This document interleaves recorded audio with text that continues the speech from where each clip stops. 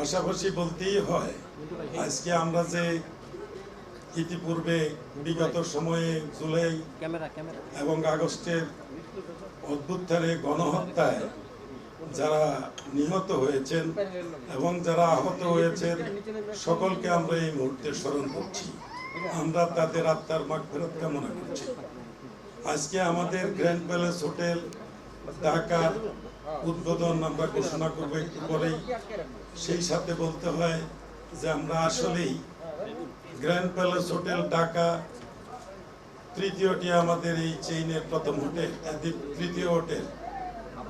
আজকে আমরা হলাম সফল উদ্যোক্তা।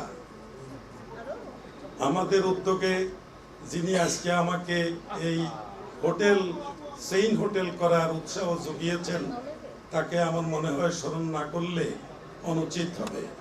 তিনি হলেন আমাদের সাবেক সফল রাষ্ট্রপতি পল্লীবন্ধু হোসেন মোহাম্মদ এরশাদ। তিনি আমাকে সর্বপ্রথম রংপুরে পারিবারিক জায়গা দিয়েছেন এবং সেই জায়গায় আমাকে বলেছেন হোটেল করার জন্য। আমি সেখানে তখন আন্তর্জাতিক মানসম্পন্ন 5 স্টার মানের হোটেল আমি রংপুরে করেছি। তো আমি জানি যে আমি 45 বছরের একজন পুরনো ব্যবসায়ী, আমি যেমন তেমন হোটেল করলে এটা খাপ খায় না। তাই আমি এটাকে আন্তর্জাতিক মান সম্পন্ন করে এই গ্র্যান্ড প্যালেস হোটেল একটা 5 তারকা মানের চেইন হোটেল করার উদ্যোগ গ্রহণ করি। সেই সুবাদে আমার দ্বিতীয়টি হয় সিলেটে, আজকে তৃতীয়টি হলো আজকে ঢাকায়।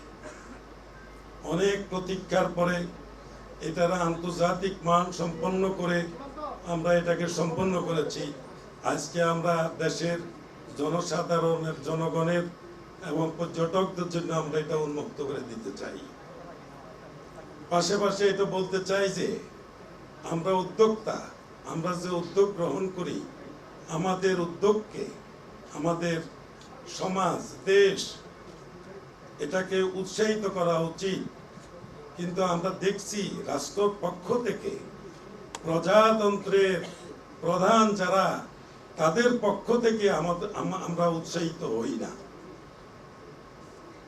যেমন ধরেন, আমি যদি বলি আমি আজকে 45 বছরের পুরনো ব্যবসায়ী, আমার পরিবহনের বয়সই হলো এখন 45 ইয়ার্স।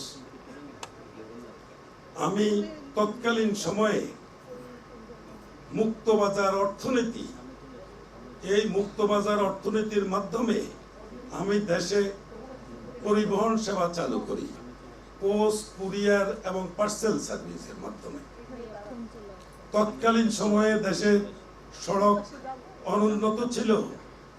তখন থেকে এই যে টুপে পদ্ধতি, কন্ডিশনাল বুকিং, মানুষের অর্থকড়ি এক প্রান্ত থেকে আরেক প্রান্তে যাওয়া, এটার সৃষ্টি করেছি আমি 1983 সালে। যেটাকে আপনারা আজকে দেখছেন বিকাশ, এটা ওটা ইত্যাদি ইত্যাদি, এটার উদ্যোগটা কিন্তু আমি। বাংলাদেশে কোচ এবং নাইট কোচের উদ্যোক্তাও আমি আছে পরিবহন। সেই সুবাদে যদি বলতে হয়, দেখেন বিগত করোনা ভাইরাস মহামারীর সময় সারা দেশ বন্ধ ছিল, কিন্তু আমার এই বন্ধ থাকলেও পোস্ট অফিসে বন্ধ, কোনো কিছু খোলা ছিল না। কিন্তু একমাত্র এসএ পরিবহন পার্সেল সার্ভিস জনগণের সেবায় নিবেদিত হয়ে ওপেন ছিল, খোলা ছিল। সেটা আমি আজকে বলছি, কিন্তু আমি বলছি যে আমার মুখের কথাই নয়। আপনারা সকলেই জানেন যে আমরা তৎকালীন সময়ে করোনা ভাইরাস মহামারীর সময় আমি স্বয়ং নিজে ড্রাইভ করে অফিসে চলে আসতাম। কেন আসতাম? আমি আসতাম হলো ওই জন্যই যে আমার স্টাফরা যেন ভয় না পায়, করোনায় যেন মারা যাবে ভয়ে যেন কেউ কাজ না করে চলে না যায়। আমরা সুষ্ঠুভাবে দেশ পরিচালনা করেছি। দেশের যোগাযোগ ব্যবস্থায় মানুষের জরুরি ডাক পার্সেল আনা নেওয়ার ক্ষেত্রে আমরা অগ্রণী ভূমিকা রেখেছিলাম।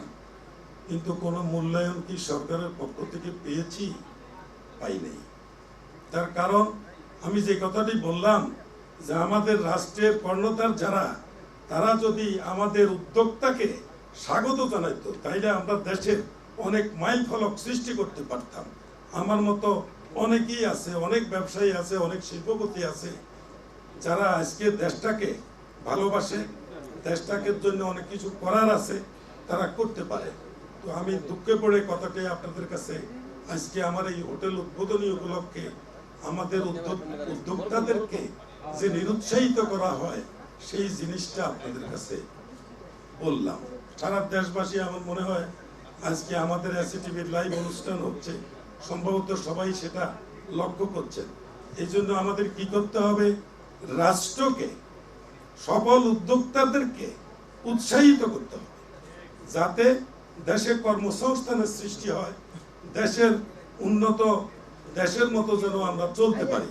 আমরা সবসময় লেবার চাবারের দেশ হয়ে তো থাকতে পারি না। আমাদের তো উন্নয়নের রাস্তা রয়েছে, কেন আমরা পাচ্ছি না? আমাদের শিক্ষায় দীক্ষায় ভালো সবকিছুতে আমাদেরকে সেভাবে সফল হতে হবে। তো আমি আজকে হোটেল ওপেনিং আমিও অনেক মনের কথা বলে লাভ নাই, শুধু এইটাই বলবো, রাষ্ট্র উদ্যোক্তাদেরকে আমন্ত্রণ জানান, তাদেরকে কর্মের মূল্যায়ন করেন এবং সেই মূল্যায়নের প্রেক্ষিতে দেশ অনেক সুবিধা অর্জন করবে। আরেকটি কথা বলতে হয় যে দেখেন আজকে এটা তৃতীয় হোটেল। আমি কিন্তু অর্থনৈতিকভাবে খুব যে স্ট্রং তা নয়, কিন্তু তবে আমার ভিতরে সাহস আছে। আমার নিজের জায়গা জমি আছে বিভিন্ন ডিস্ট্রিক্টে কিছু, ইভেন আমার থার্ড কক্সবাজারেও একটা বড় জায়গা আছে যে আন্তর্জাতিক মানসম্পন্ন এবং বিশ্বের দরবারে আইকনিক হোটেল করার মতো জায়গা আমার কক্সবাজারে আছে। কিন্তু আমার তো অর্থ নাই, ওই হোটেল করতে গেলে হাজার হাজার কোটি লাগবে, আমি কোথায় পাবো? আমাদের বিনিয়োগ, আমরা বিনিয়োগ করবো কোত্থেকে? আমরা ব্যাংকের সাহায্য নেব, কিন্তু ব্যাংকের যেই রেট অফ ইন্টারেস্ট, এটা আমাদের মতো ব্যবসায়ীরা, উদ্যোক্তারা সেই টাকা ব্যবহার করে ভালো কিছু করার উপায় থাকে না। সেই জন্য আমাদের উচিত হবে যে আমাদের ব্যাংক রেটকে বা আমাদের মতো যারা বড় উদ্যোগ নিবে উদ্যোক্তাদেরকে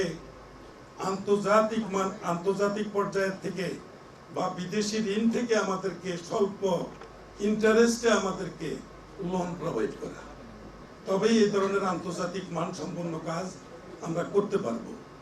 আজকে আমার এখানে আছেন অনেকেই আছেন, অনেক ব্যাংকের কর্মকর্তা আছেন, অনেকেই সাংবাদিক বৃন্দ আছেন, অনেকেই।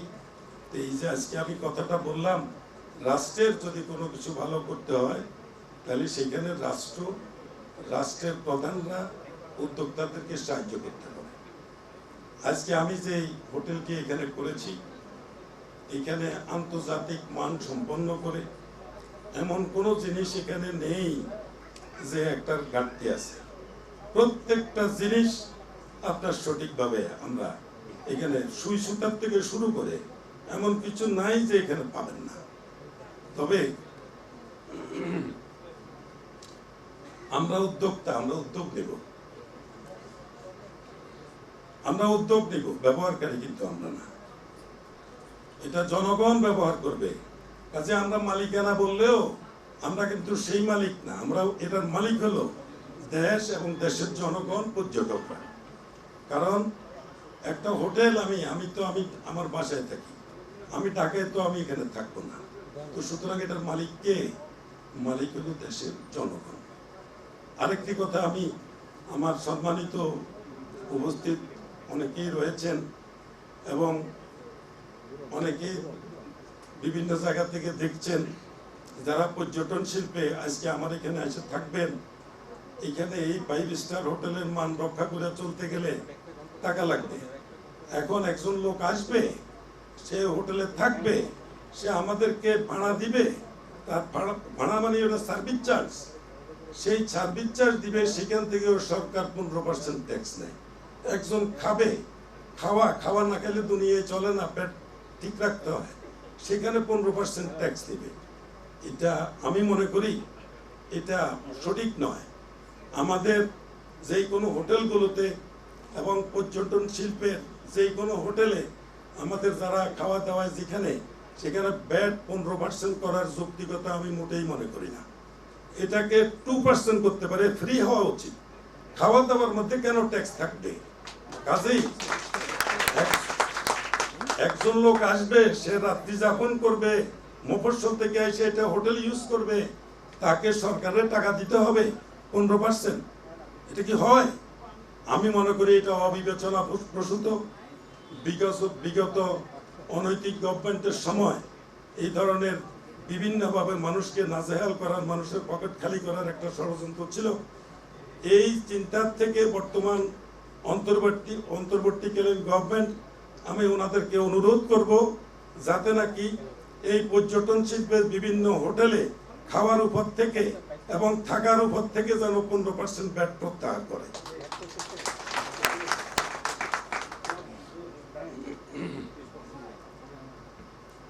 আরেকটা সুখবরও আমি বলবো যে দেখেন, আমি আজকে এটা 3য় হোটেল আমার। আমি যে কথাটি বললাম কক্সবাজার, আজকে যদি আমি কক্সবাজার যদি হোটেলটি করতে পারি, সেটা আমার সম্পদ না, এটা রাষ্ট্রের সম্পদ হবে। কিন্তু আমার করার তো আমি উদ্যোগ নিব, আমাকে সাহায্য করতে হবে। সেই সাহায্যের হাত বাড়িয়ে দিলে আমার দ্বারা উদ্যোগ নিয়ে সেটা করা সম্ভব।